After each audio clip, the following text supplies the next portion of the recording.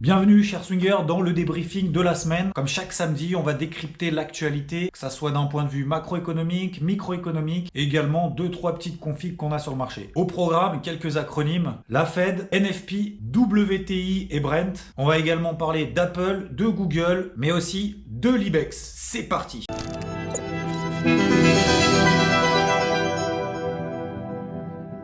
Rendez-vous très attendu cette semaine sur les marchés financiers, c'était la réunion des membres du FOMC avec le discours du président de la Réserve fédérale américaine, autrement dit la Banque centrale des États-Unis. Très attendu, pourquoi? Parce que souviens-toi, il y a maintenant 3-4 mois en arrière, les marchés anticipaient 2 baisses des taux en 2019. Et désormais, les marchés s'attendaient même à ce que la Réserve fédérale américaine soit plus accommodante, c'est-à-dire qu'elle baisse même ses taux directeurs. Et à la surprise générale, la Fed a été moins accommodante que prévu. Donc, pas de baisse des taux, contrairement aux espoirs du marché. Et rappelle-toi que M. Trump est déjà en train de préparer le terrain pour les élections 2020 en essayant de faire en sorte que la Fed tire les marchés vers le haut, en étant très accommodante et donc en essayant de faire baisser les taux directeurs. Mais M.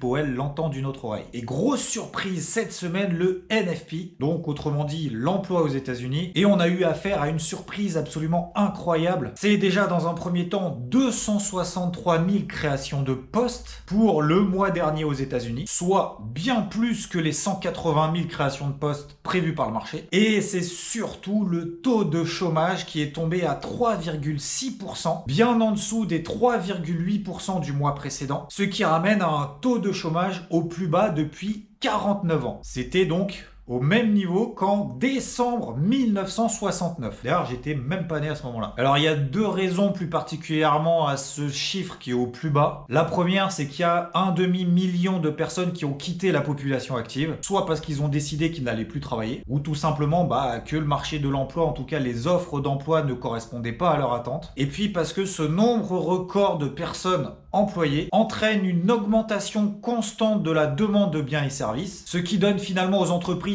peu de raisons de réduire leur effectif, et plus particulièrement avec des travailleurs qualifiés qui sont très difficiles à trouver. C'est en gros le principe d'un cercle vertueux. Maintenant, évoquons le WTI, autrement dit le West Texas Intermediate, autrement dit encore le Light Sweet Crude. C'est le pétrole aux États-Unis que on peut trader, toi et moi, sur le marché, avec le second, son concurrent entre guillemets, le Brent de la mer du Nord, avec une distinction entre le WTI et le Brent, hormis la zone géographique, c'est que le WTI est plus léger que le Brent. Et donc pourquoi est-ce qu'on en parle cette semaine? Tout simplement parce que les cours du pétrole ont chuté. Et du coup, ça a remis en question la tendance haussière qu'on avait mis en place sur les cours du pétrole depuis le début de l'année. Alors pas de panique, il n'y a pas de krach boursier sur les cours du pétrole, il n'y a pas besoin d'aller se ruer aux stations-service pour faire le plein d'essence. La première raison, c'est qu'on a fait état de 9 millions de barils de WTI en stock, alors qu'on en attendait que 1 million. Donc tu le comprends, théorème de la loi de l'offre et de la demande, plus il y a d'offres, plus il y a de stock, et du coup, plus les prix baissent. D'autant plus que le marché estime que s'il y a moins de demande de pétrole, c'est que la croissance n'est pas forcément au rendez-vous. Deuxième raison, c'est la Russie. C'est que malgré le fait qu'elle ait annoncé réduire sa production de pétrole,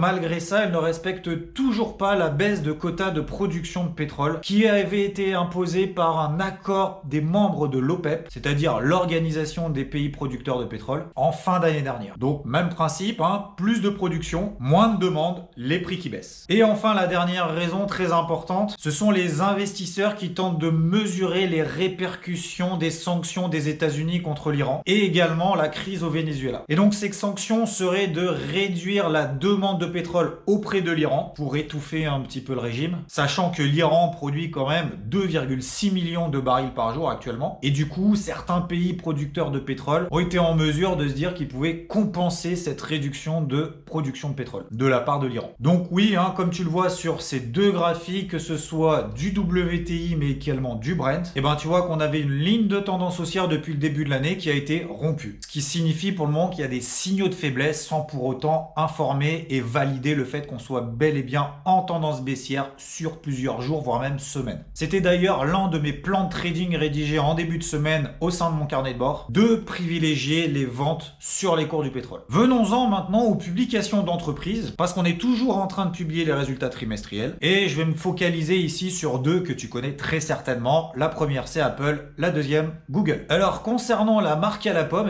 les publications ont été plutôt pas mal, voire peut-être même dans certains critères meilleurs que prévu. Mais surtout, le sujet du moment, c'était ces ventes d'iPhone qui étaient quand même en net recul, plus particulièrement en Chine. Et pourquoi les ventes d'iPhone c'était très important? Tout simplement parce que c'est sa plus grosse source de revenus. Et donc, pour compenser la baisse des ventes des iPhones en Chine, Apple tout simplement a baissé les prix de ses téléphones. Et du coup, en Chine, la baisse des ventes d'iPhone commence à se stabiliser. Et ça, a priori, Tim Cook, qui en est particulièrement satisfait, estime que ça va durer dans le temps et donc que son chiffre d'affaires, également son revenu pour le trimestre prochain, sera très certainement meilleur que ce qu'attend le marché. Donc tu vois ici sur ce graphique que l'action Apple est toujours bel et bien en tendance haussière depuis le début de l'année, ce qui est d'ailleurs matérialisé par un canal ascendant. Et la mauvaise nouvelle de la semaine, ça concerne Google qui a baissé de 10%, qui a accusé d'ailleurs la plus forte baisse de son action sur une seule journée depuis 2008. Et donc, tu t'en doutes, la publication trimestrielle n'était pas terrible. Deux raisons essentielles à ça. Premièrement, elle a accusé le coup d'une amende européenne de 1,7 milliard de dollars. Rien que ça. Un chiffre d'affaires très décevant. Un bénéfice net en recul de 29%. Et là où c'est le plus inquiétant, c'est une augmentation de ses coûts et plus particulièrement des TAC. Ces TAC, ce sont des sommes versées à des tiers par Google pour s'assurer qu'il est le moteur de recherche par défaut des appareils et des systèmes d'exploitation. Habile.